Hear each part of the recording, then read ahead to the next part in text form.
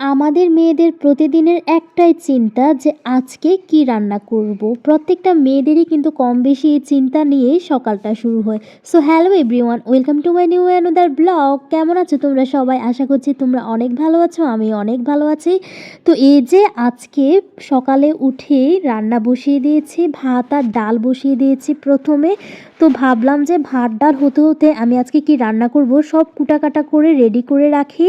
তো ভাত ডাল হয়ে গেছে আর এখানে মাছ রান্না করব। তো একটা চুলাতে বরবটি ভেজে নিচ্ছিলাম আর আরেকটা চুলাতে যেখানে মাছ ভেজে নামিয়ে নিয়েছি। আর তারপর এই যে মশলাটা কষিয়ে বরবটিগুলো দিয়ে মাছটা দিয়ে এই যে ঢেকে দিচ্ছিলাম।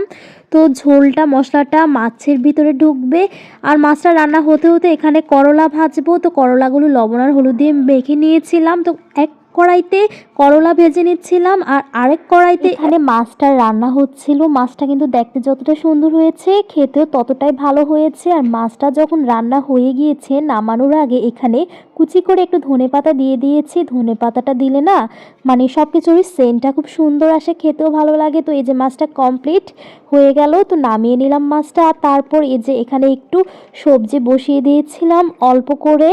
আর আমার হাজবেন্ডের একটু সবজি লাগে প্রতিদিন। আর আরেকটা কড়াইতে এখানে একটু টমেটো দিয়েও মাছ রান্না করে নিয়েছি।